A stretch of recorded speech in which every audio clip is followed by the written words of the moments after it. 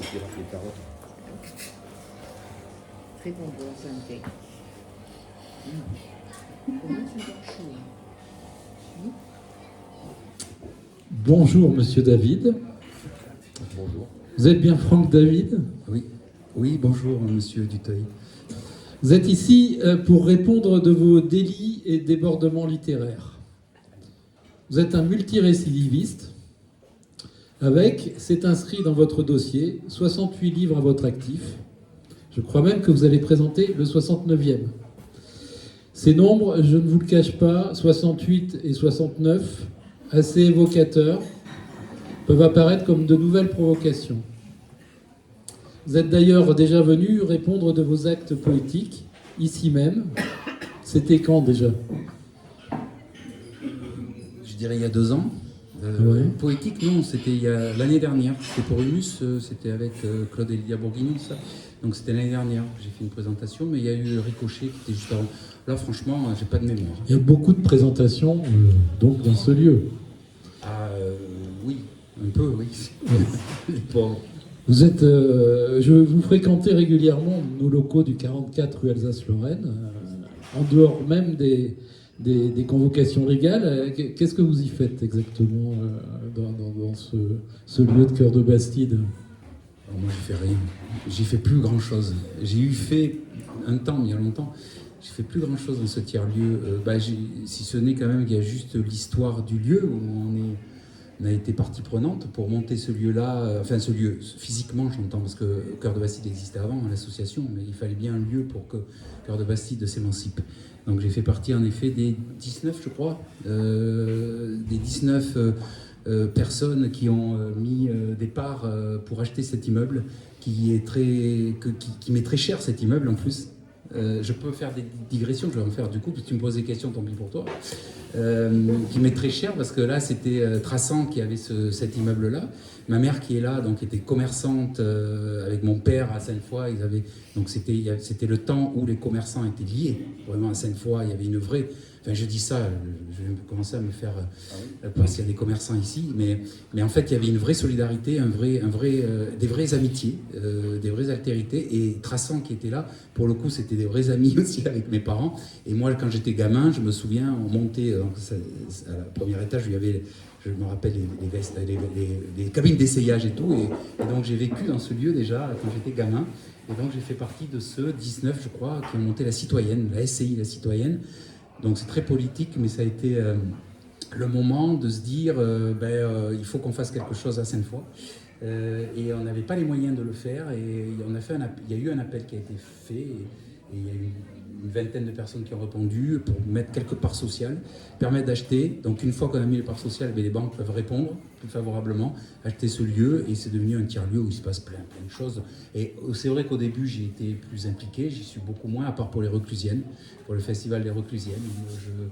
Je m'adonne à ce que j'aime faire, c'est-à-dire être dans un coin, que personne ne me voit, que personne ne m'embête, et j'écris. La fameuse synthèse poétique des Reclusiennes. Il paraît. Bon, aujourd'hui, vous êtes là pour un petit peu autre chose, dans la situation délicate du présumé coupable. Présumé coupable, donc c'est le titre de votre dernier roman. Alors, monsieur David, pourquoi ce titre? Paradoxe, provocation encore, présumé coupable, on s'attend à présumé innocent. Qu'est-ce que ça veut dire? Ouais, je pense que j'ai voulu jouer là-dessus, sur ce mot, on entend quasi que ce mot présumé innocent. Et ce qui me semblait important par rapport à l'histoire, c'est que justement de montrer que il y a aussi cette formule de présumé coupable qui m'apparaissait être c'est compliqué de choisir un titre en fait, plus qu'on imagine. Et du coup, ça m'apparaissait être celui qui allait le mieux, parce qu'il y a il y a plein d'incises particulières qui renvoient à cette fameuse culpabilité. Et on peut être, Et puis, alors, je me permets, mais ça va être extrêmement,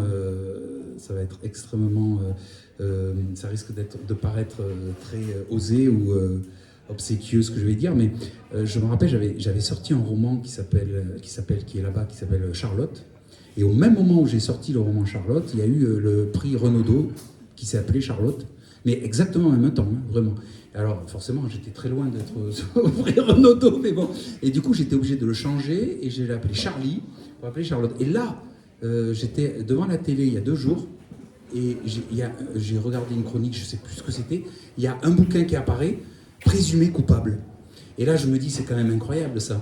Présumé coupable. Il y a un magistrat qui a écrit un livre. Ça s'appelle Justice en petit et c'est présumé coupable. La justice est présumée coupable. C'est ça que ça veut dire. Je dis, mais c'est quand même incroyable ça. Il y a un truc qui se passe sur les titres. Et j'avais aussi écrit Le poids des mots MAUX. Alors, Le poids des mots, c'est en 99. Et au moment où je me rappelle toujours, j'étais en train de ramasser des noix, il y avait la radio et j'entends une chanson de Johnny Hallyday qui venait juste de sortir et dont le titre s'appelait Le poids des mots. MAUX. Je dis, mais c'est quand même incroyable. Donc à chaque fois, j'ai un truc qui me revient sur les titres. Donc Bon. je ne sais pas comment prendre ça. Ça prouve que c'est un très bon titre, en tout cas, à chaque fois. Je sais pas. Souvent, les idées, peut-être qu'on capte des idées qui sont dans l'air, ou peut-être que ta sensibilité à l'actualité, à l'air du temps, ton sens de l'observation fait que tu es inspiré par des choses qui circulent, voilà, peut-être. Bah, c'est évident que l'inspiration, elle passe par toutes les émotions que je prends. Donc, au fur et à mesure des choses que je ressens et que je vis et que je vois, que j'écoute, que tous les sens sont exacerbés. Donc, forcément, je vais me puiser ça et essayer de m'inspirer de plein de choses et puis surtout me décharger de mes émotions, pour le coup. Qui ne sont jamais simples à gérer. Donc oui, c'est pour ça que ça peut sembler très bizarre d'écrire autant, mais si j'avais pas ça pour décharger mes émotions, je pense que je serais pas là à parler dans ce micro. Oui, alors ce livre précisément, on va pas parler de l'ensemble, quoique peut-être à la fin tu parleras du 69e aussi. Ce livre-là, Présumé coupable, c'est la biographie d'un assassin qui serait un tueur en série, plutôt atypique. C'est pas un monstre psychopathe, c'est pas un serial killer comme on en voit dans les films ou dans les livres de genre. Il fait plutôt penser, il m'a fait penser à celui qu'évoque Thomas Fersen, le poète, musicien, chanteur, dans sa chanson Monsieur. Alors je vous en cite quelques vers. Les passants sur son chemin soulèvent leur galure. Le chien lui lèche les mains, sa présence rassure.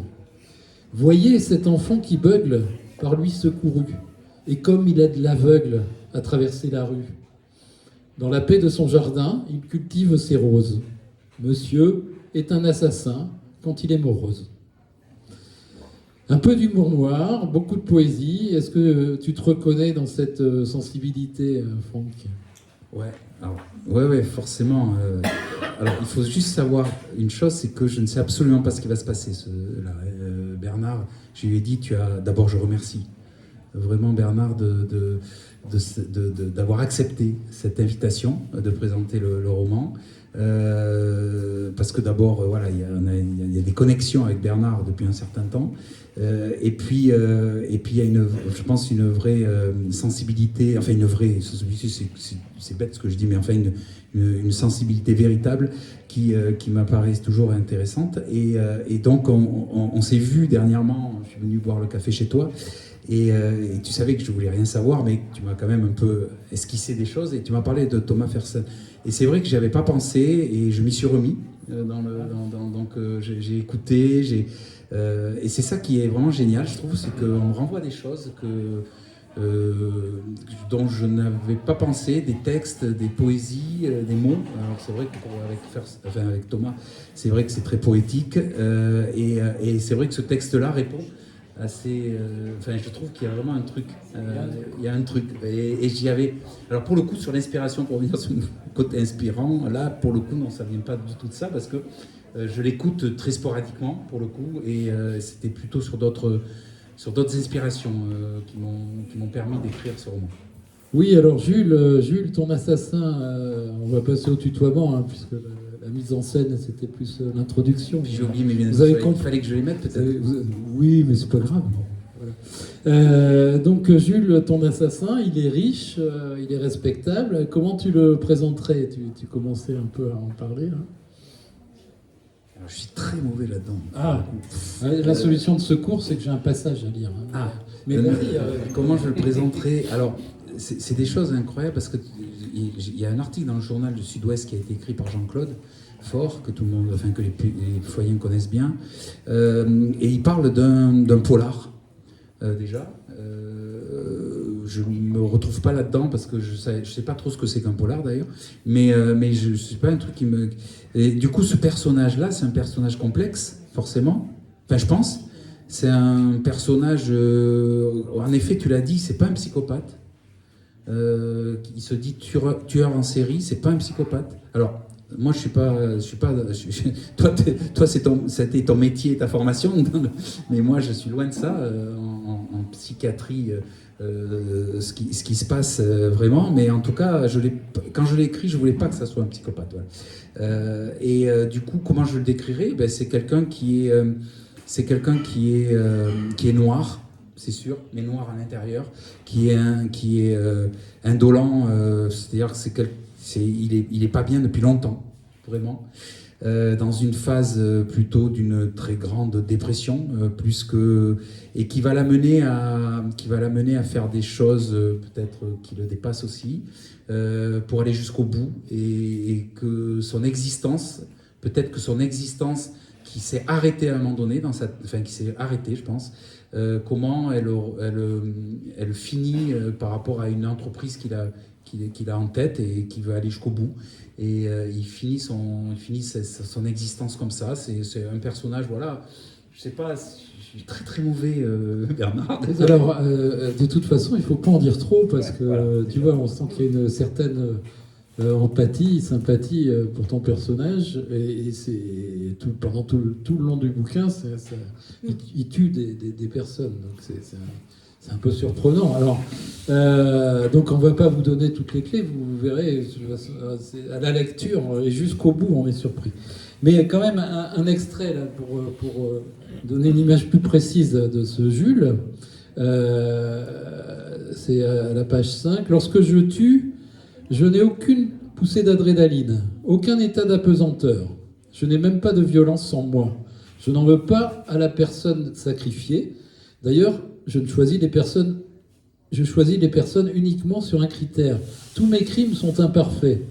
Certes, il n'existe aucun meurtre parfait, mais franchement, les miens sont complètement foireux. Et le dernier, le 48e, pourrait s'apparenter à un meurtre perpétré par un débutant, pour ne pas dire un enfant. Je ne sais guère pourquoi je ne suis pas démasqué. Je devrais pourrir dans une cellule jusqu'à la fin de ma vie. Je devrais être taxé de monstre au sang-froid, un ennemi à abattre, je devrais être le plus haï du moment. Eh bien, même pas. Je demeure libre, je suis tranquille, aimé par tout un sérail d'élite qui me fréquente régulièrement. Je fais rire, je suis respecté. Je suis un homme ordinaire qui épouse une forme de connivence sympathique avec les gens que je rencontre, si bien que je suis considéré, sûrement à juste titre, comme un humain désirable. Pardon. Je suis désiré tant pour ma beauté, ma jeunesse, mon côté souvent affable, bienveillant, mes façons de mettre une ambiance conviviale, puis surtout par mon immense fortune. Voilà, donc on est très loin de Francis Homme. Oui, ça c'est sûr. Oui, c'est sûr que c'était. Voilà. Je ne suis pas allé chercher sur des grands psychopathes. Je ne suis pas allé chercher. Alors, assassin immensément riche, bien élevé, privilégié, charitable et humaniste, il ne correspond guère au profil psychologique et sociologique crédible qu'attendrait un pur lecteur de polar. Tu disais, voilà, dans Sud-Ouest, c'est présenté comme un polar. Donc ça fonctionne au début comme un polar, et en tant que lecteur, on est pris par ça. Donc on se dit, voilà, polar, pas polar. Alors c'est quand même,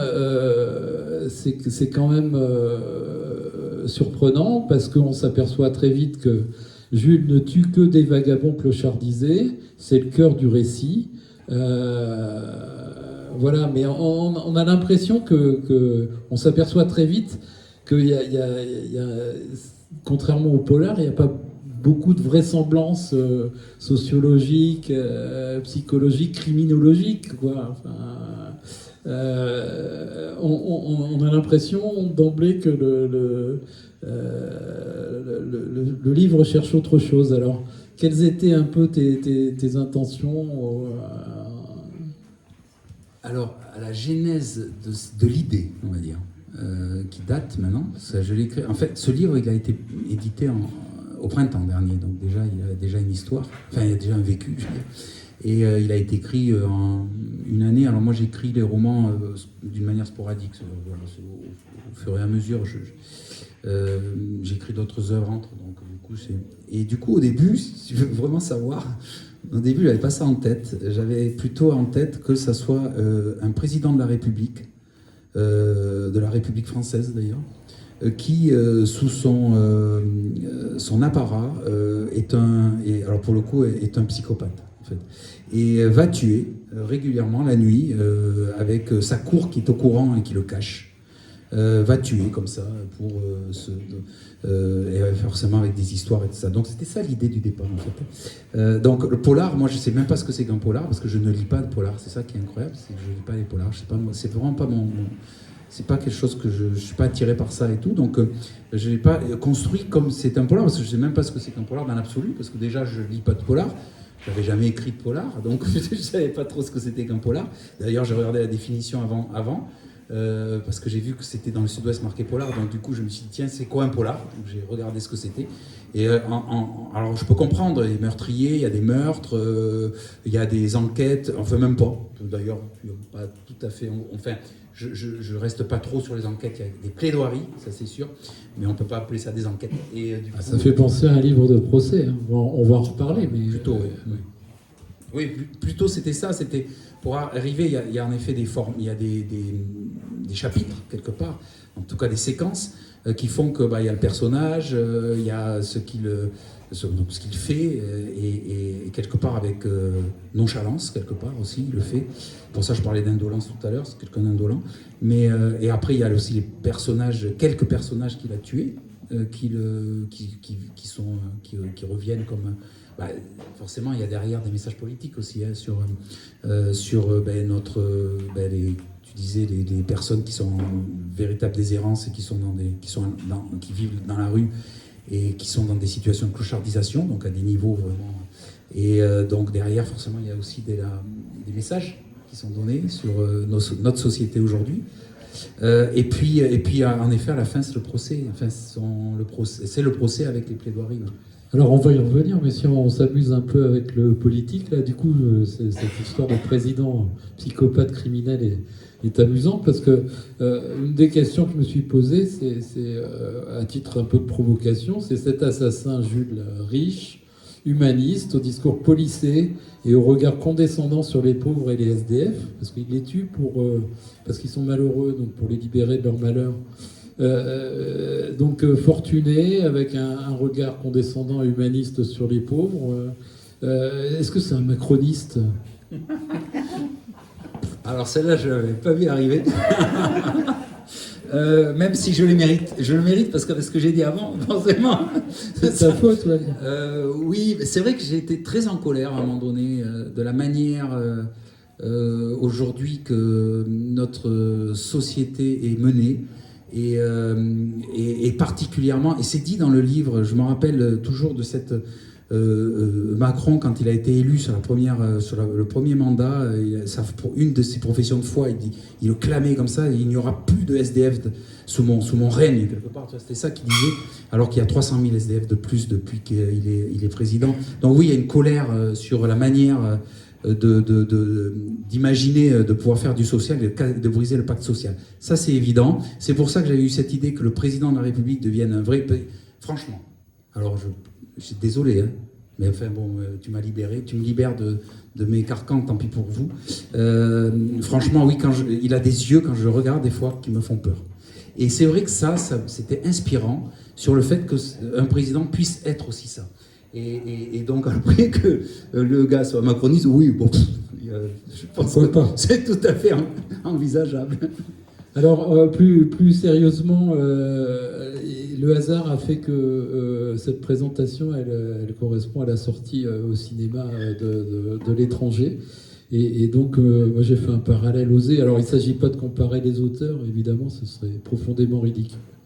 Mais plutôt en tant que lecteur, voilà, tuer sans mobile, sans calcul, sans haine, juste parce qu'il s'agit de personnes vulnérables, donc un clochard ou un arabe dans l'étranger. Ça fait un peu penser à l'étranger de Camus. Alors, est-ce qu'il y a un lien, il y a une référence à l'absurde, à la perte de sens là, dans la société fracturée que tu décris, hein? Bon, il y a un problème social, il y a un rejet, une ignorance, une violence exercée sur une partie de plus en plus importante de la population. Mais au-delà de cette fracture, de cette violence sociale, est-ce qu'il y a, à ton avis, une forme de perte de sens jusqu'à l'absurde dont Camus parle à une autre époque et dans un autre contexte? Alors oui, je pense que la perte de sens, ouais, je l'avais vraiment en tête, mais c'est vraiment marrant, enfin bien que tu me dises ça, parce que quand on avait bu ce fameux café dernièrement, tu venais juste d'aller voir l'étranger, donc le film de Ozon, donc Ozon pour le coup, et tu m'as dit franchement, enfin tu m'as donné des, alors forcément on va pas comparer Camus, c'est évident, mais j'y avais pas du tout pensé sur le côté absurde, sur un gars comme ça qui va passer à l'acte sans trop savoir de quoi il s'agit et tout. Déjà de mettre au cinéma un livre comme ça, c'était déjà osé pour le coup. Et du coup, le lendemain, je suis allé le voir, l'étranger. Franchement, j'ai pas été déçu. C'est waouh. C'est vraiment, je vous conseille d'aller le voir si vous l'avez pas vu. Ouf, il y a beaucoup de messages, beaucoup de choses très très importantes. Alors là, en psychologie, c'est à un niveau, je pense, ça a été découpé à un niveau incroyable. Et ce personnage-là, quand donc j'avais lu l'étranger il y a longtemps, donc forcément quand j'ai trouvé des choses que je n'avais pas trouvées dans le livre. Et je pense en effet qu'il y a des parallèles, pour le coup complètement sans le faire exprès, des parallèles avec Jules, qui est donc le personnage principal du livre, du roman Présumé coupable, sur le fait d'être étranger et particulièrement étranger à lui-même, quoi. Et ça, je pense que vraiment le film le montre bien dans l'étranger, pour le coup. C'est étranger à bien des égards et particulièrement étranger à soi-même, dans un truc où de toute façon on n'a plus de... Il y a plus de repères en rien, il n'y a plus d'envie de rien, il y a plus de... Enfin, c'est quelque chose qui est... où l'être humain se transforme en ectoplasme quelque part, ou où il n'y a plus de sens, voilà, la perte de sens, il n'y a plus de sens, il n'y a plus de sensible, il n'y a plus de... Et c'est vrai que là, et c'est toi qui m'a éveillé à ça, franchement je t'en remercie, et c'est ce que j'adore dans les rencontres qu'on peut faire autour des ouvrages, c'est tout ce que les gens voient et que celui qui a essayé d'écrire ou composer des choses ne l'avait pas vu, et ça je trouve ça extraordinaire. Quand on avait présenté Ricochet avec Chantal et Richie, c'est pareil, ils avaient vu des choses que j'avais écrites que je n'avais pas du tout pensé, et ça pour moi c'est très fort. Et l'étranger, pour le coup, je retrouve le personnage à un certain niveau dans l'étranger. Ouais. Donc on est déjà très loin du polar. Vous avez compris. Du coup, si on creuse un peu la forme de présumé coupable, il y a d'autres choses qui sont étonnantes. Alors chaque chapitre est numéroté en actes, acte 1, acte 2 jusqu'à acte 9. Alors c'est pas du théâtre pour autant, c'est vraiment la forme récit-roman. Donc cette numérotation en actes, elle fait penser à autre chose. Alors, évidemment aux gilets jaunes. Alors, y a-t-il un rapport avec les gilets jaunes ou il y a une autre raison pour numéroter en actes? Oui, enfin, j'aime bien. Alors, je suis pas du tout un dramaturge. J'ai écrit les pièces de théâtre, j'ai écrit La Philanthrope et tout ça, mais du coup, j'aime bien casser les actes. Enfin, j'aime bien classer par acte. Et souvent dans la dramaturgie classique, il y a 3 actes. Enfin, c'est des actes très.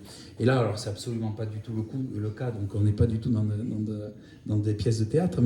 Mais l'acte des Gilets jaunes, ouais, c'est comment à chaque fois on casse, c'est comment les actes classent l'idée même d'aller jusqu'au bout de l'intrigue, mais aussi ça permet aussi de rappeler certaines choses qui sont sous forme d'actes aussi.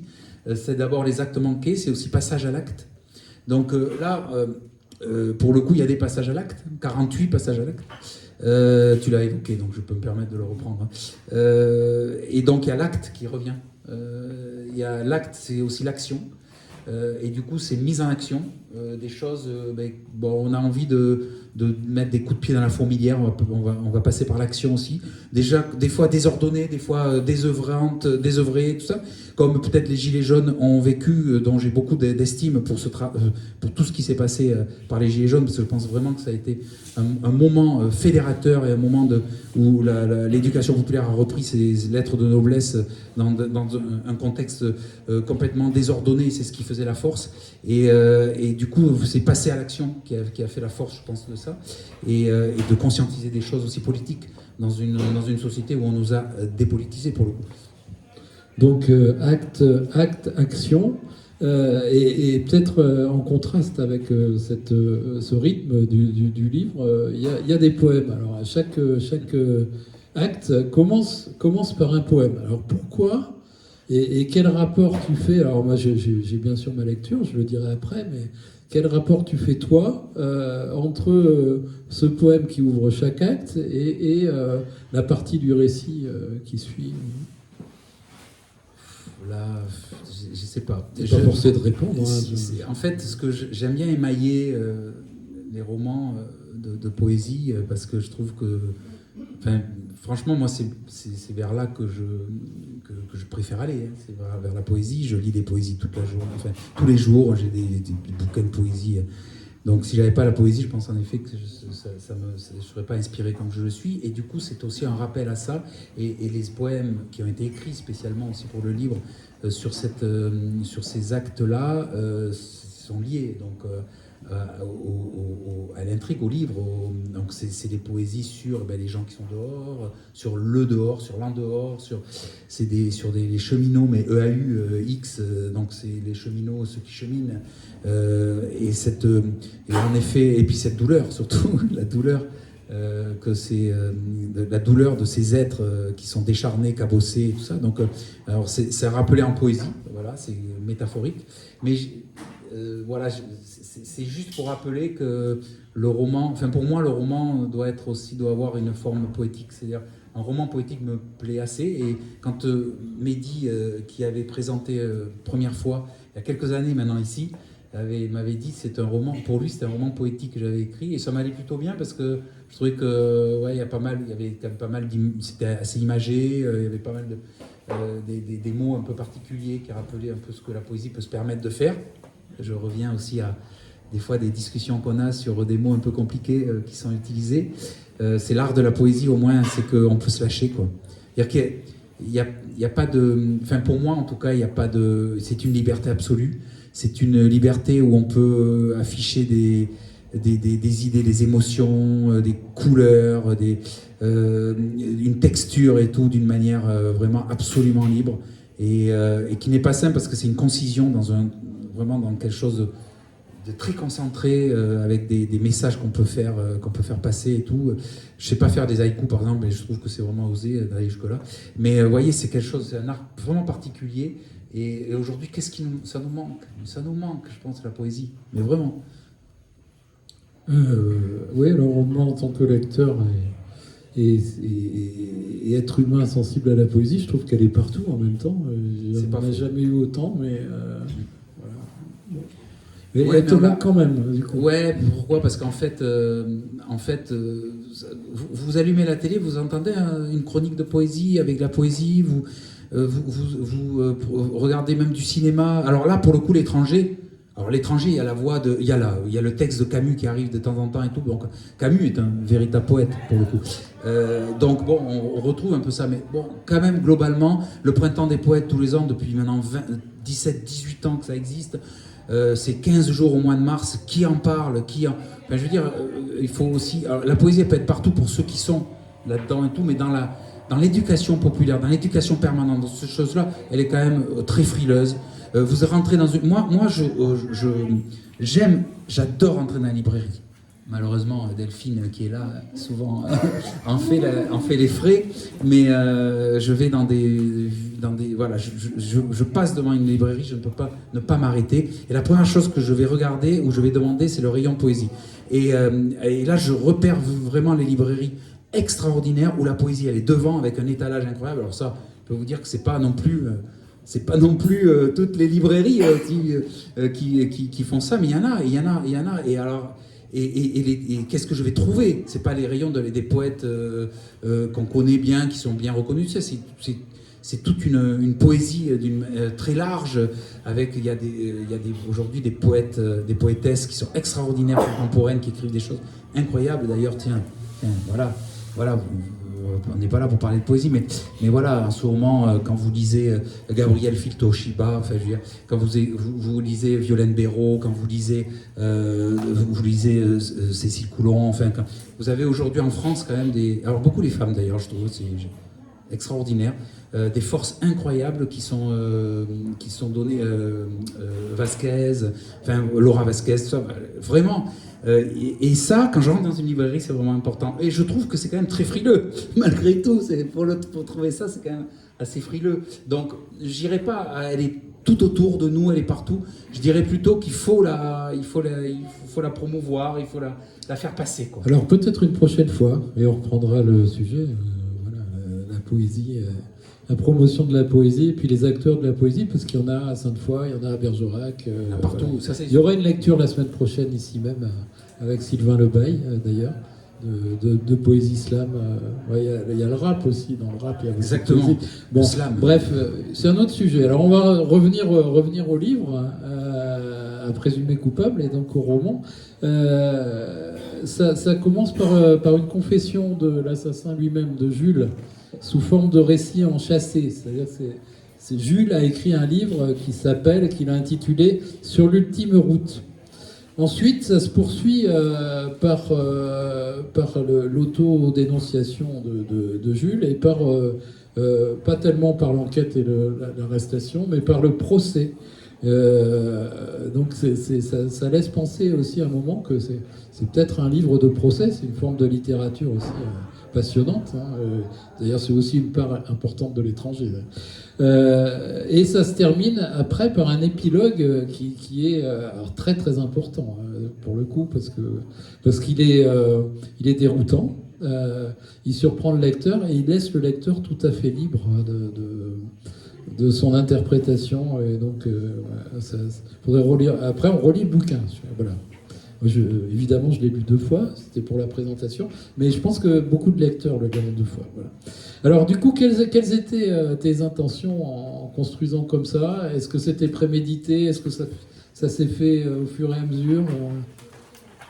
Alors, au risque de vous décevoir, j'ai absolument jamais de plan dans la tête. Je fais jamais de sommaire, à part celui que je suis en train d'écrire exceptionnellement, mais qui n'est pas un roman, qui est une autobiographie. Donc là, j'ai fait un sommaire pour aller au bout des choses que j'ai envie de dire. Mais autrement, je ne fais jamais de plan. J'ai une idée de base en tête et j'écris au fur et à mesure et ça me vient au fur et à mesure. Alors par contre, sur la partie des procès, ça a été un challenge pour moi parce qu'écrire les plaidoiries, les procès, aussi, mais les plaidoiries, ça a été quelque chose de compliqué. Donc là j'ai lu beaucoup de plaidoiries et j'ai adoré lire les plaidoiries des grands procès, des siècles. C'est extraordinaire. Il faut les lire, c'est incroyable. Il y en a une là sur, pour revenir à la poésie, Charles Baudelaire, quand forcément il a été interdit Et donc, la plaidoirie de son avocat est exceptionnelle, mais vraiment. Et du coup, moi, je me suis plongé là-dedans et j'ai vu le récit, la force des mots, la rhétorique, waouh. Et il y a des moments, je me dis, je voudrais aller au tribunal pour écouter des plaidoiries, parce que je ne sais pas aujourd'hui ce qu'elles valent, pour le coup, parce que j'ai lu beaucoup les plaidoiries des grands procès qu'on a eu, l'affaire Dreyfus, tout ça. Et là, je me suis dit, waouh, je ne serai jamais à la hauteur. Jamais je pourrais écrire une plaidoirie, c'est d'une force incroyable. Et là, je vais vous révéler quelque chose.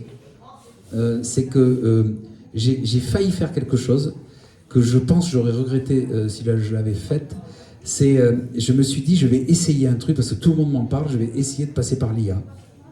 C'est-à-dire d'essayer de voir, de donner des mots comme ça et de voir l'IA s'il peut me sortir une plaidoirie. Je ne l'ai pas fait.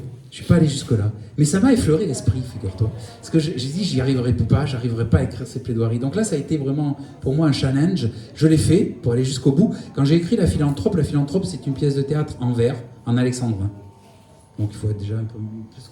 Qui lit des pièces de théâtre en alexandrin aujourd'hui? Et donc j'ai lu beaucoup, forcément, Rostand, Molière, de Corneille, enfin bon, j'ai beaucoup lu avant pour me mettre dedans et tout. J'ai mis 10 mois à écrire ça. C'était un challenge incroyable, parce que quand on sait que Rostand il a écrit ça en 3 semaines, c'est dégueulasse, quoi. C'est pas possible. Et la force que c'est, enfin, je veux dire, c'est vrai. C'est pas possible d'arriver à ça.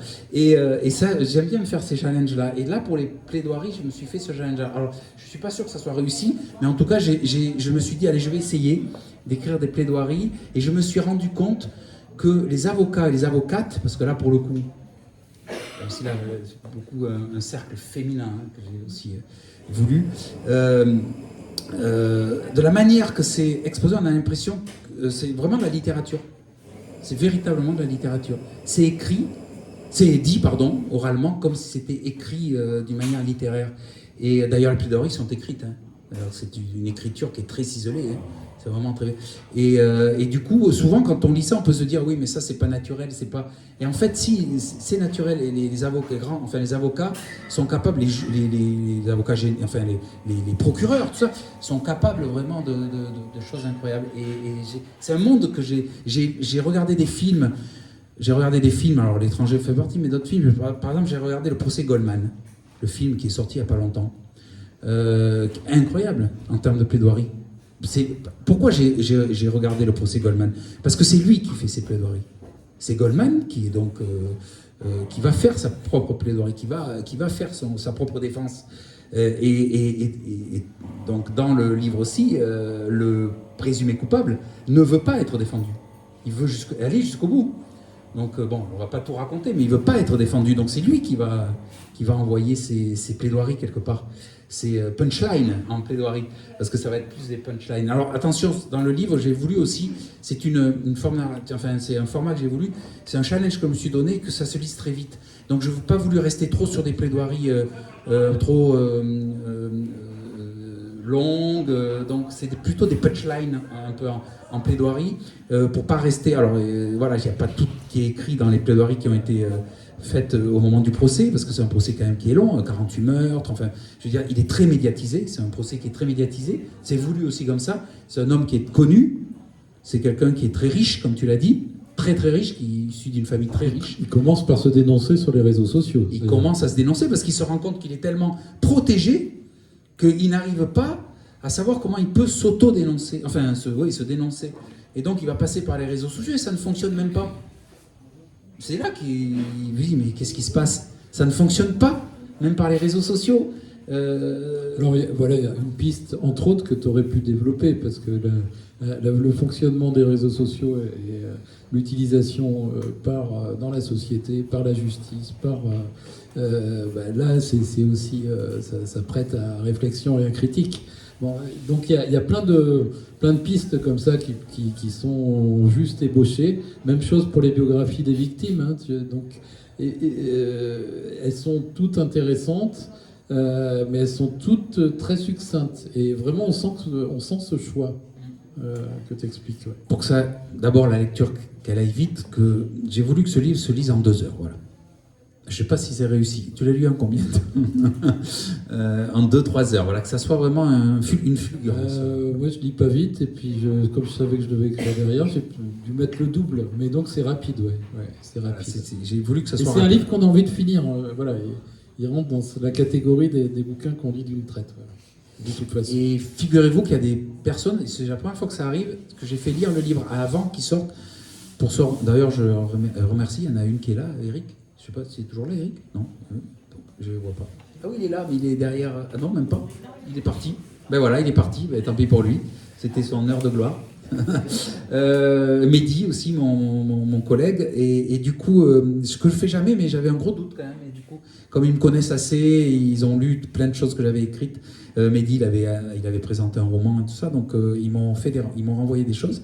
Et c'était assez intéressant. Et puis il y avait d'autres personnes aussi. Puis ils m'ont dit voilà, il y a des trucs. Et puis j'avais fait ces personnages-là. J'ai rajouté d'ailleurs les personnages. D'ailleurs, je vais refaire quelques digressions. Cette présentation avait été aussi proposée d'être aussi présentée par Christelle Guilloni, donc le maire de Sainte-Foy, qui est une amie aussi, qui d'ailleurs s'excuse de ne pas être là. Elle est passée tout à l'heure, vite. Elle va peut-être repasser tout à l'heure, mais elle a eu des engagements. C'est elle qui devait donc présenter aussi le livre. Elle n'a pas pu pour des raisons tout à fait entendables. Et du coup, on a discuté, et au fur et à mesure de nos discussions aussi cet été, quand même sur le côté social et le côté aussi avec des personnes qui vivent dehors et qui sont à Sainte-Foy notamment, elle m'a inspiré un personnage que j'ai rajouté d'ailleurs. Mais j'ai voulu en effet que ces personnages qu'on ne se perde pas dans quelques personnages qui ont été choisis parmi les 48 pour le coup, qui sont assez c'est un peu baroque quand même, hein, leur vie, leur existence et tout, et donc c'était assez court pour justement pas perdre l'idée c'était pas de rendre hommage à ces personnages-là, mais plutôt de se poser la question de comment se fait-il qu'aujourd'hui encore, dans nos sociétés, la 6e puissance du monde, ou la 7e, on s'en fout, on puisse avoir des gens qui vivent dehors, quoi. Et quand ce n'est pas leur choix. Et il n'y en a pas beaucoup, c'est vraiment leur choix, d'ailleurs, contrairement à ce qu'on peut imaginer. Et du coup, j'ai d'ailleurs été aussi, et je remercie, parce qu'on ne trouve pas de livres sur les SDF. On ne trouve pas des livres. Moi, j'ai cherché. Hein. J'ai cherché. Alors, on trouve aussi des bouquins comme celui-ci qui passent inaperçus. Par Christelle Brigodeau, qui est journaliste et qui a donc suivi des SDF et qui a écrit des tranches de vie de ces SDF-là, qui forcément, il faut le lire, parce que waouh, quand on lit ce que j'écris là, je peux vous dire, c'est aussi la vie de pas mal de gens qui se retrouvent dehors, qui peuvent être vous et moi demain.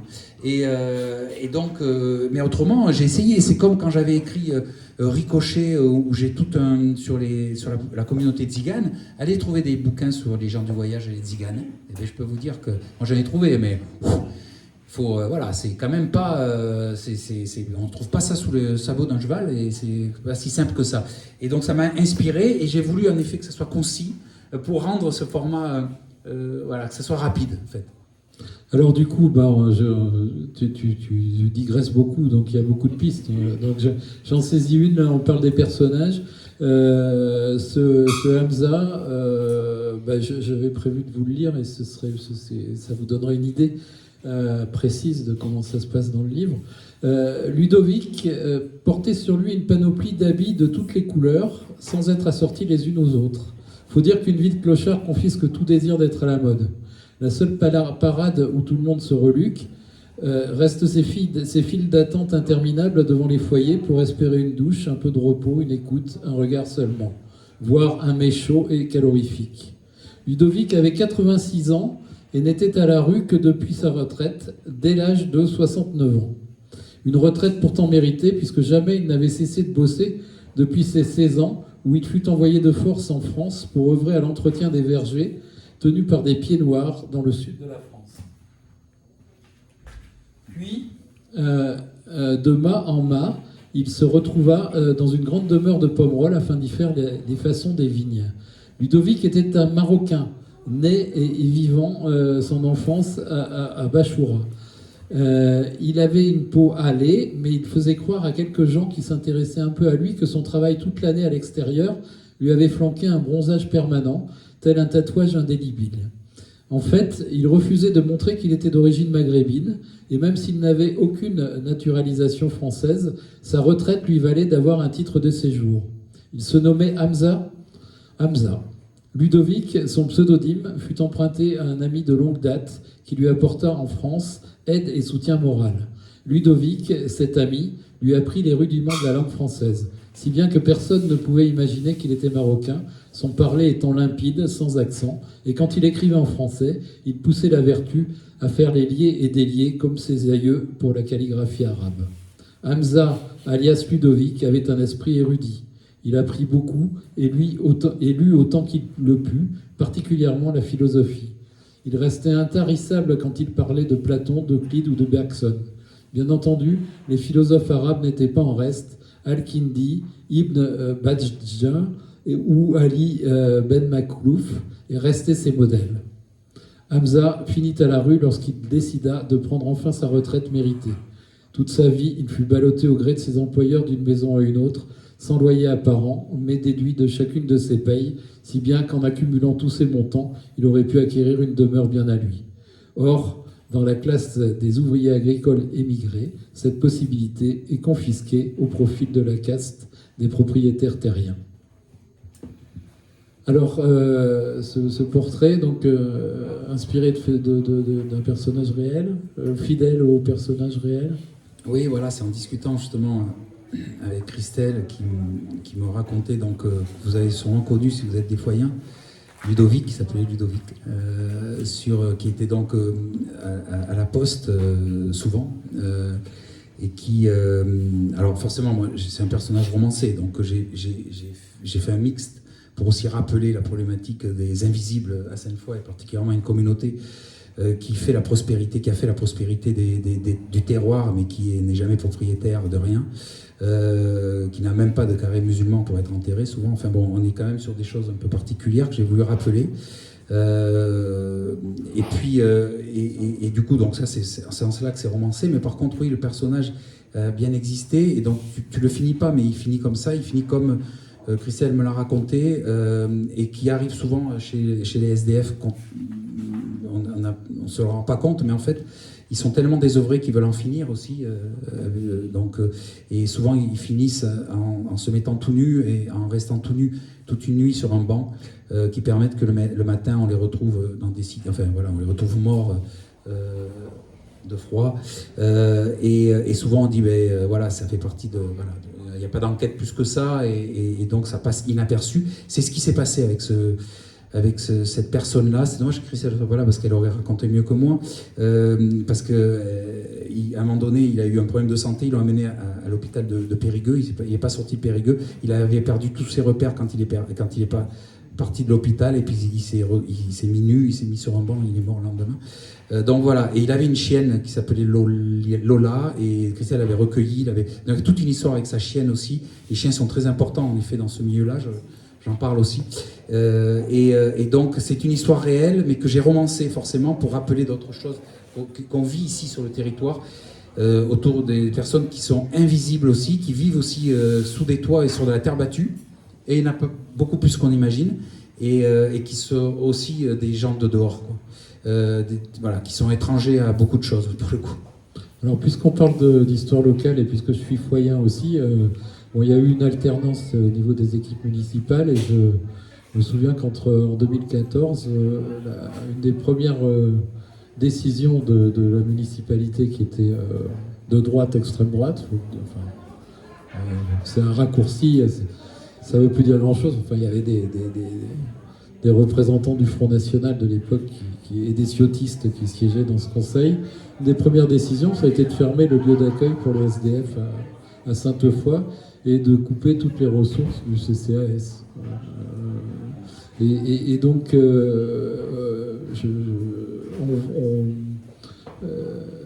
est-ce que tu avais l'intention, est-ce que c'est l'occasion de rappeler ou de susciter des discussions là-dessus.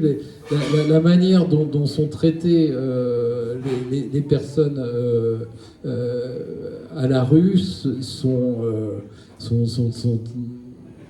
très fragiles et peuvent basculer très très vite et ont des conséquences terribles. Voilà. Oui, oui, c'est sûr que tout à l'heure en introduction, je parlais du pacte social qu'on casse, qu'on brise facilement avec des idéologies un peu compliquées. On est en plein dedans en ce moment. Mais oui, on a eu des périodes un peu compliquées aussi ici. Ces lieux ont été montés aussi sur ce terreau un peu infertile pour créer un peu de fertilité. Donc ces tiers-lieux, nous on a monté aussi à cette période-là, donc on est je sais pas, en 2015, je sais plus, j'ai plus trop les dates, on a aussi monté, donc nous, l'association Les Rateleurs, qui est un autre tiers-lieu, pour essayer de faire un peu par l'action, de mener de la politique aussi territoriale, sociale, et faire en sorte de montrer que les personnes, et particulièrement les invisibles, ont une importance capitale. Et quand on travaille de concert, c'est assez bluffant tout ce qu'on peut faire et tout ce qu'elles peuvent nous apporter, ces personnes-là. Donc oui, c'est sûr que quelque part, par réaction, pour dire réaction, par réaction, des fois on monte des actions. Et ces actions-là font que on essaie du moins de pouvoir faire un peu de politique à notre niveau, par l'action, par la concrétisation des choses et par l'accompagnement aussi. C'est loin d'être gagné. L'accueil de jour, je sais pas, il était pas il a réouvert, mais il n'était pas en bon. C'est pas si simple que ça, et c'est pourtant indispensable pour le coup. Oui. Alors donc l'histoire pour être complet, c'est que aux élections municipales suivantes, les ressources associatives ont été renouvelées et les choses ont redémarré. Mais il y a eu cette période difficile à Sainte-Foy. Et dans la mesure où on est aussi dans une période préélectorale, c'est peut-être pas inutile de rappeler que c'est un des enjeux des prochaines élections. Voilà. Bon. Là, il y a un cri, en effet, il y a un cri politique dans ce roman. Le cri politique, c'est de se dire, ça va, on a la possibilité d'être solidaire, de coopérer, on a des valeurs qui peuvent être extrêmement riches les uns avec les autres. C'est comment on essaie de comprendre aussi, et c'est facile de juger des personnes qui ne sont pas comme nous, mais il faut comprendre, et quand on comprend, on les accueille, il y a des altérités incroyables. Alors là, en l'occurrence, je pense que les SDF, pour le coup, sont vraiment très très meurtris dans notre façon de les... Dans ce roman-là, c'était aussi pour montrer qu'on peut mourir demain dans la rue. Il n'y a pas d'enquête de diligenté, personne ne sait, il n'y a pas de famille autour, donc c'est très facile aujourd'hui de tuer. C'est ça en fait l'idée, c'est qu'aujourd'hui c'est très facile de pouvoir tuer des congénères qui sont considérés comme des sous-espèces. Et c'est un peu ça un peu l'idée, c'est que c'est pas n'importe qui va choisir. C'est pas n'importe qui. Sous prétexte en effet qu'il y a une forme de condescendance dans sa classe sociale, parce qu'il a une classe sociale de la très haute bourgeoisie pour le coup, parce qu'il sort d'une famille, d'un héritage de famille très très riche. Et en disant, il mérite, mieux vaut en finir vite avec ces personnes-là. Mais c'est surtout que c'est tellement facile. On peut tuer sans... La preuve, il en tue 48, il se dit, mais comment ça se fait que je suis toujours pas pris? Mais il y a une logique derrière, c'est qu'en fait, qui va s'occuper des indigents? Qui va s'intéresser aux indigents quand ils sont dans la fosse commune, quand ils sont enterrés? Qui sait comment ça se passe quand il y a des indigents qui sont morts? Qui sait comment ça se passe? Qui sait qui finance? Qui sait comment se passent les funérailles quand il n'y a aucune famille et tout autour? C'est ça la question. Pour ça que je parle d'invisible. Il y a des invisibles, même la mort est invisible. C'est-à-dire que c'est d'une douleur absolument terrifiante pour moi. Et donc oui, ce livre porte ce message-là. Alors il y a une indignation quand même qu'on sent, émotionnelle, et puis il y a ce sens politique. Alors encore une fois, c'est encore un point commun avec l'étranger. Dans l'étranger, il n'y a pas de politique. explicitement dans le texte, mais en arrière-plan, quand on connaît Camus, il y est, et si on raisonne un peu, c'est très politique, l'étranger. Et Ozon, il appuie là-dessus, voilà, dans le film. Bon, donc il y a cette indignation, il y a cette politique, et est-ce que tu dirais que tu fais œuvre un peu de moraliste aussi, pour appeler un peu, rappeler un peu ce qui est en jeu, ou est-ce que c'est surtout le côté émotionnel, le côté sensibilité, l'hypersensibilité que tu as à ce qui t'entoure et qui t'oblige à écrire autant, tu disais tout à l'heure. Qu'est-ce que tu as mis de toi là dans ce roman? C'est de l'intention philosophique, c'est de l'émotion, c'est quoi? Oui, moraliste, je sais pas. Il y a toujours des morales, forcément. On peut y voir de la morale derrière et tout ça. Tant que c'est pas moralisateur, c'est déjà pas mal. Mais je sais pas. En tout cas, ce que j'y vois là, c'est faire passer peut-être des messages, mais surtout de l'humanité, quoi. C'est ça peut être très moral aujourd'hui de dire qu'on est humaniste. C'est très moraliste. Hein? On en revient au discours macroniste. C'est très humaniste. Voilà, je sais plus. Il y a du management très humaniste.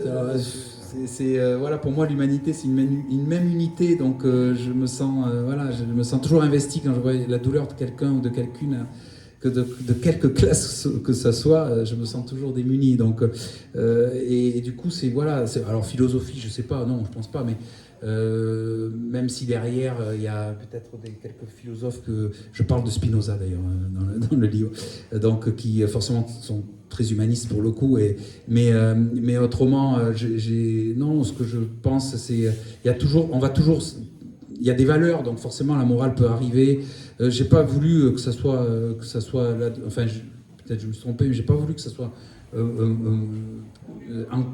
axé sur de la morale.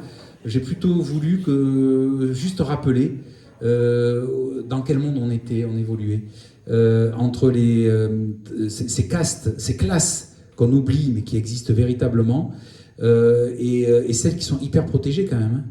Privilège, ça veut dire loi privée, mais je veux dire, c'est quand même hyper protégé, et la manière... alors, ouais, on voit bien encore aujourd'hui par l'actualité qu'il y a quand même une protection même, et que la justice, elle est aussi compliquée. Et d'ailleurs, c'est aussi... je repense à celui qui a écrit le livre « Justice présumée coupable ». C'est un magistrat qui a écrit ça. Il y a aussi cette idée dans ce roman où on va interroger la justice aujourd'hui, à quel niveau elle est en France. Donc il y a une interrogation sur la justice, il y a une interrogation sur comment on traite les personnes qui vivent dehors, il y a une interrogation sur comment on traite les personnes qui ont beaucoup d'argent et qui sont dans l'établissement et qui sont dans la bien-pensance et qui sont extrêmement aimés de beaucoup de gens, parce que justement ils font partie de cette élite, et non pas de satellite, mais de cette élite. Et voilà, du coup c'est rappeler que de là où on est, et que, comme disait ma mère, qui est là d'ailleurs, souvent elle disait sur le trône on est tous pareils, c'est ça, ou alors tu es maître que de ta soupe quand tu l'as avalée, c'est ça qu'elle disait. Non mais c'est vrai, je raconte pas, et je trouve ça génial parce que c'est vrai, on est maître que de notre soupe qu'on a avalée, je trouve ça, et on n'a plus qu'à aller vers la digestion et puis à aller déféquer sur les trônes où tout le monde passe dessus, et même ce qu'on ne devrait plus appeler ça un trône d'ailleurs, si on est moins monarchiste qu'on imagine, mais tu vois, et non, je pense pas que ça soit... Enfin, j'espère que c'est pas moralisateur, du moins. Et encore, moraliste, non, je dirais pas moraliste. Je dirais juste donner des messages et faire peut-être... faire cheminer des choses. Quand on voit quelqu'un ou quelqu'une dans la rue, aujourd'hui, et qui est en situation de clochardisation, parce que ça va jusque-là, il y a des niveaux de SDF. J'explique sur comment il appréhende, comment il a appris, ce Milor, parce que c'est un Milor quand même, hein. Comment il a appris à savoir quel type de SDF il avait, rien que par les sens, rien que par l'odeur, rien que par le regard. Il y a toute une description autour de ça aussi. Donc la dégradation des corps. Il faut 6 mois dans la rue pour être complètement... là, psychologiquement aussi, parce qu'on parle un peu aussi de ça. des gens qui sont très atteints psychologiquement et qui sont dans la rue. Et j'ai discuté pas mal avec mon autre frère qui travaille aussi dans le milieu psychiatrique et sur ces personnes qui sont dans la rue et qui sont dans des niveaux de psychiatrie où ils ne sont pas pris en charge. Oui, les infirmiers savent des choses là-dessus, même si les infirmiers n'écrivent pas beaucoup non plus, c'est un problème aussi. Sinon, on en saurait un peu plus peut-être sur la vie dans la rue. Bon. Du coup, peut-être qu'on va pas tarder à s'arrêter. Donc un livre qui est très engagé, qui est plein d'humanité. Il est dédié aussi à Zakaria Shraibi. Alors, est-ce que tu veux nous dire qui est Zakaria Shraibi ? Au moment où je l'ai écrit, c'est une personne qui compte beaucoup. Je connais pas beaucoup, mais qui compte beaucoup. Il y a des personnes comme ça, on n'a pas besoin de connaître pour qu'elles comptent. Qui était le papa, qui malheureusement est parti, le papa de mon ami, collègue et co-gérant de ma structure salutaire. Donc Mehdi, qui était en grande souffrance. D'ailleurs, je tiens à rendre hommage aux gens qui me sont proches et qui sont en grande souffrance. Et il y en a beaucoup autour de moi. Et vraiment, j'ai une pensée émue sur ces personnes-là, pour ces personnes-là, pardon. Et donc Zakaria était, je suis allé chez eux au Maroc et tout, c'est des gens extraordinaires qui étaient aussi dans, enfin voilà, et du coup c'était à ce moment-là. Et c'est vraiment quelqu'un d'humaniste qui m'a... vous voyez comment, avec justement les personnes qui étaient dans la rue et tout, comment... Enfin bon, il y avait quand même un lien. Il y a un lien, et je savais qu'il était qu'il allait partir. Je savais qu'il allait partir. Et donc voilà, j'ai voulu lui rendre hommage. Et comme je pourrais tellement leur rendre hommage à tellement de gens qui me sont chers et qui me nourrissent, qui m'apportent. Et c'est Zakaria, voilà. Et puis d'ailleurs, je rends bien hommage aussi à Nadia, sa femme, qui aussi lutte en ce moment. Et voilà, donc il y a plein de gens qui luttent, et ces combats-là sont vraiment très importants parce que ça permet de se dire la vie, elle est extraordinaire, on a cette force aussi de vie, et que quand elle devient délicate, difficile, on a envie de l'arrêter, cette vie-là. Parce que ça arrive aussi, tout simplement parce qu'on arrive à des niveaux aussi qui sont compliqués, et du coup c'est comment on accompagne, on aide, voilà. Et c'est jamais simple, et du coup c'est pour ça que j'ai voulu rendre ce petit hommage à cet homme très grand pour moi. Ok. Tu es donc présumé coupable, mais tu es aussi visiblement témoin assisté. Alors je ne voudrais pas confisquer tout à fait la parole. Est-ce que dans la salle, il y a des questions, des réactions, des envies de partager ou de commenter des choses qui ont été dites? Est-ce qu'il y a des gens qui ont lu le bouquin aussi, d'ailleurs, donc qui ont peut-être des choses à en dire? Personne ne l'a lu. Pas encore. Qui c'est qui l'a lu? Maman, tu l'as lu, toi? Ah oui. Oui. Je sais pas. Après, pour les très proches, c'est difficile d'intervenir, je suppose. Ah oui, si, Berry, tu l'as lu aussi. Ouais. Tu as même repéré des erreurs, qui ça permet de faire plusieurs éditions, c'est bien. C'est toujours facile de repérer les erreurs chez les autres. Non, moi, il y a un truc qui m'a... J'ai interprété ça différemment avant d'arriver à la fin. C'est que j'étais convaincu que tout ça, c'était dans sa tête, en fait. Un peu comme un neurotomane, mais du côté meurtrier. Qu'en fait, ça n'existait pas. C'était lui qui s'imaginait tout ça dans sa tête. Jusqu'au final, quoi. Et on s'aperçoit que, non, c'est vraiment réel, quoi. Ah, ça se discute. Ah ouais, ça se discute. Je suis moi, d'accord avec Bernard. Ça se discute. Je l'ai interprété comme ça. C'est pour ça que depuis le début, pour moi, c'était du pipeau, tout ça. Ouais, j'ai pensé à ça. C'était aussi. du pipeau. Ouais. Et même quand il se déclare à sa compagne, qu'elle ne le croyait pas parce qu'elle vit tout le temps avec lui, donc elle sait très bien de ce qu'il fait, et que pour elle, tout ça, c'était un problème mental, quoi, en fait. Ben voilà, en fait, le livre, j'ai voulu aussi comme ça, c'est qu'à la fin, chacun y fasse son interprétation, son imaginaire et tout. C'est pour ça qu'il n'y a pas une fin qui donne des...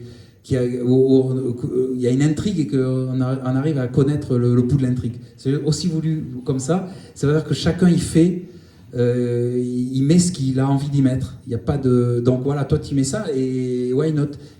Parce que c'est pas déconnant comme aussi possibilité. Il y a un champ des possibles en tout cas. Et c'est à ceux qui vont le lire et à celles qui vont le lire de se faire leur propre cheminement, leur propre idée. Alors on trouve ça dans des bons polars psychologiques aussi. Cette ambiguïté là pour le lecteur et à la fin on ne sait pas trop. Voilà. Même s'il y a des indices. Allez, je vous le dis, mais il y a quand même des indices qui émaillent au fur et à mesure. Donc c'est vrai que tu disais il faut le lire peut-être 2 fois et tout, mais il y a des indices qui vont émailler pour se donner une idée de ce que j'avais dans la tête pour le coup sur l'intrigue finale, enfin sur le final on va dire. Donc j'émaille quelques indices. Bon, il faut, voilà, c'est peut-être, ils sont pas si simples que ça peut-être à trouver. En tout cas, moi je dirais rien de plus. Ah non, je dirais rien. Par contre, je peux aussi, d'abord je remercie tous ceux qui sont là et toutes celles qui sont là. Il y a des gens qui viennent de loin. Hein. Je suis toujours très touché parce que pour le coup, voilà, moi j'écris vraiment, c'est une passion, mais je ne suis pas un écrivain. Donc voilà, j'essaie de faire vivre quelque chose, quelques idées et tout. J'ai écrit aussi en même temps un recueil de poésie, donc qui s'appelle Organique, où il y a donc voilà, qui sort aussi en même temps. Donc la poésie m'est chère. Ce recueil, je l'ai aussi dédié à quelqu'un qui m'est très cher, qui s'appelle Ménéhould, et j'ai une pensée particulière pour elle. Et puis j'avais aussi envie de parce que c'est bien, Bernard, je suis très touché que tu aies accepté. Mais il faut savoir que Bernard, c'est un poète aussi. Et qu'il écrit, et qu'il est édité aussi. Et donc, j'ai des textes que j'aime beaucoup de Bernard. Et donc, si tu me le permets, et de toute façon, on était en roue libre, donc toi tu sais pas. C'est la règle du jeu, tu ne veux rien savoir, donc tu me fais une surprise. Donc voilà, merci. Alors, je fais une surprise, mais tes textes, alors c'est pareil, pour le coup, toi tu appelles ça des poésies punk, mais je trouve que ça te va bien, parce qu'en tout cas, ces poésies-là le sont, pour certaines et d'autres, enfin, c'est un peu un mélange avec un genre qui me plaît beaucoup. Et donc j'ai trouvé un texte que j'avais envie de lire, parce qu'il y a aussi des messages, mais aussi ça match aussi assez avec ce que j'ai écrit. J'avais aussi écrit Où sont passées les hirondelles, et sur un roman de fiction, donc où c'est une autobiographie mais romancée, voilà. Et du coup, je vais vous lire l'hirondelle de Bernard Duteuil. Ça te fait rien, hein? C'était la petite surprise, mais icône du ciel, l'hirondelle habitait le plafond kitsch des enfances dorées d'après-guerre. Plus modestement que la colombe, mais avec la gaieté ambiguë de la banlieue et de l'immigration. L'hirondelle a perdu le fil et la boussole aimantée vers le sud. Le réseau argenté des satellites lancèrent divisible au-dessus de champs immenses, où l'insecte se fait rare, la graine intouchable. L'hirondelle a vécu dans les yeux des enfants bleus, dans les livres odorants d'une école à barreaux, où s'apprenait l'irrésistible envie de fuir, la tendresse du nid de terre grise. Elle découpait l'espace froid en courbes noires et blanches, printanières, quoi qu'on en dise. C'est très joli et c'est très émouvant parce que Bernard, voilà, c'est pour ça que je suis très touché que tu aies accepté, parce que tu as aussi une complicité littéraire, tu as une sensibilité qui pour moi, à mes yeux, est importante. Ouais, tu as révélé des choses aussi sur ce roman que je n'avais pas perçu, donc ça c'est génial. Et puis on est camarades depuis longtemps, on a même voyagé ensemble, on est allé au Venezuela ensemble. Tu sais que j'ai écrit un livre, tu étais juste à côté de moi. Oui. Ricochet. Donc je ne sais pas quand il dort, Franck David. Parce que, le voyage au Venezuela, c'est pas particulièrement reposant. Déjà. C'est vrai. Celui-ci particulièrement n'était pas. Surtout que tu avais la Covid, tu étais dans un état pitoyable la première semaine. Tu avais les yeux qui tombent. Et donc j'ai écrit toute une partie de Ricochet. Je me levais à 5h du matin, sous les tropiques, c'est génial de faire ça. Et une lumière. Il y a une aube extraordinaire, vraiment, qui est très inspirante pour le coup. Et, ouais, et du coup, voilà, Bernard, voilà. Et puis, donc, remercier Cœur de Bastide, c'est une évidence. Et puis aussi, il y a un vernissage aussi qui est. Enfin, il y a un vernissage, il y a aussi une expo dont tu n'es pas innocent d'ailleurs, Bernard. Donc, le vernissage, c'était samedi dernier. J'étais là, j'ai écouté donc l'artiste parler de ses œuvres et qui m'a aussi bien intéressé sur comment le format numérique peut être aussi artistique et comment Photoshop peut être vraiment un outil de créativité. Donc j'ai beaucoup appris dans la manière qu'il a présenté, avec aussi ce que l'IA est capable de faire sans que ça soit de la créativité pour autant. Donc il avait un discours aussi intéressant sur... voilà, donc on est entouré aussi par ces lieux où vivent plein de choses. Il y a plein de bouquins aussi intéressants. La petite librairie, on a quand même la petite librairie à Sainte-Foy, c'est important. Parce qu'on n'avait plus de librairie. Moi, j'ai connu la grande librairie Fénelon et tout ça, donc on n'avait plus de librairie à Sainte-Foy. Donc, grâce aussi à des tiers-lieux comme ça, on arrive à avoir la librairie, c'est à la colline, à Bergerac. Et puis, je ne sais pas, c'est peut-être fini ou pas. Peut-être s'il y a des gens qui ont des choses à dire ou des réactions, des commentaires. Tu voulais terminer par Jacques Brel parce que alors, le bouquin, j'ai mieux que Jacques Brel, moi. Ah bon? J'ai mieux. Du coup, j'ai Marie, qui est merci beaucoup, et qui est l'inconditionnelle de Sainte-Foy, et particulièrement du samedi matin, qui est d'ailleurs pas loin à chanter dans la rue. Alors, tu vis pas dans la rue, mais tu chantes dans la rue, mais du coup, tu donnes de la vie à ceux qui sont dans la rue, et ça, c'est top. Et donc, j'avais donc l'idée... j'avais l'idée de faire passer, en effet, parce que à la fin du roman, il y a le texte de Jacques Brel, Ces gens-là, avec d'autres textes aussi, mais vraiment ce texte-là, je finis là-dessus. Et du coup, j'avais vraiment l'idée que ça soit quelqu'un qui vienne le chanter. Et Marie, il y a quelques jours de ça, on s'est croisés, et tu m'as dit, non, enfin, je sais pas comment c'est venu, mais tu m'as dit, on s'est dit, et que je t'ai vu, j'ai dit, oh, tu pourrais me chanter à la fin Ces gens-là de Jacques Brel? Et elle me dit, bah oui, il n'y a pas de problème. Ça, c'est génial. Parce que ça c'est de la... mais l'humilité, tu sais que c'est la racine d'humanité, dans le mot. Donc c'est important. Je te laisse le micro et puis tu finis sur ces gens-là. Et après, il y aura de quoi discuter. Forcément, il y a des livres et puis il y a aussi de quoi se sustenter. En tout cas, boire un coup et puis manger. Merci de ta confiance. Bonjour à tous. Alors, petit essai de musique quand même.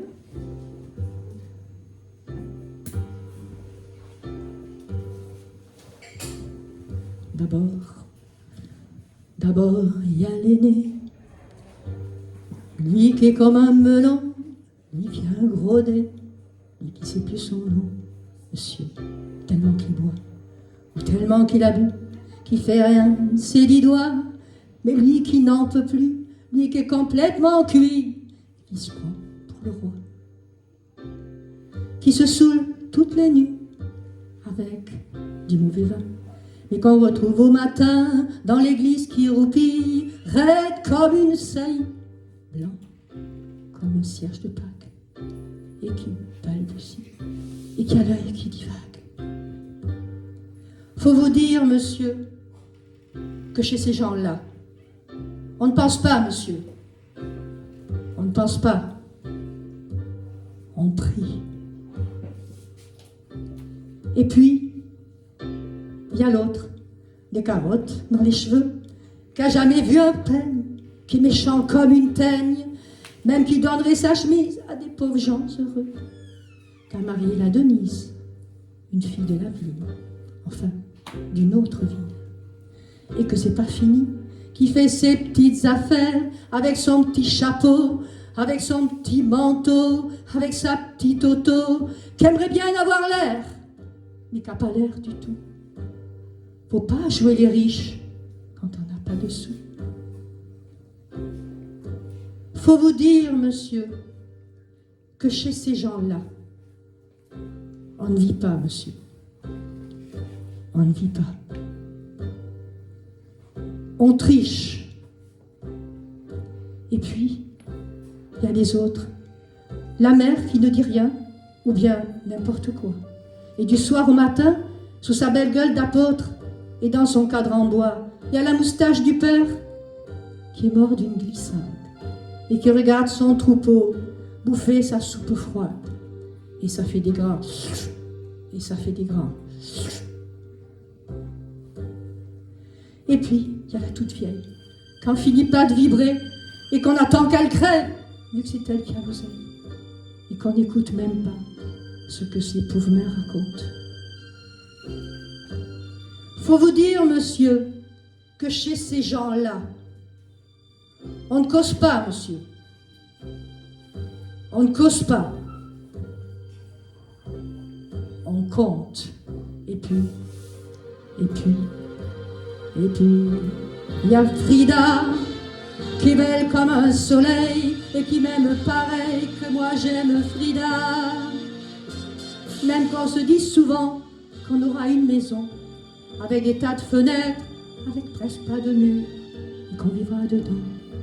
Il fera bon y être, et que si c'est pas sûr, c'est quand même peut-être. Parce que les autres veulent pas. Parce que les autres veulent pas. Et les autres, ils disent comme ça, qu'elle est trop belle pour moi, je suis tout juste bon à égorger les chats, j'ai jamais tué le chat. Ou alors, il y a longtemps, ou bien, j'ai oublié. Ils ne sentaient pas bon. Enfin, ils ne veulent pas. Enfin, ils ne veulent pas. Parfois, quand on se voit, semblant que c'est pas exprès, avec ses yeux mouillants, elle dit qu'elle partira, elle dit qu'elle me suivra. Alors, pour un instant seulement, monsieur, dame, je la crois, monsieur, pour un instant seulement, parce que chez ces gens-là, monsieur, on s'en va pas. On ne s'en va pas, monsieur.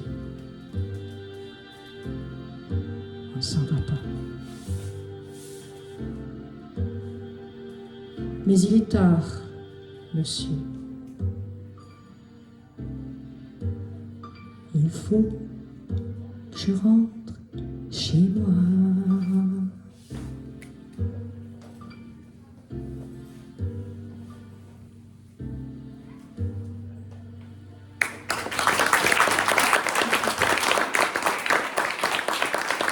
Merci.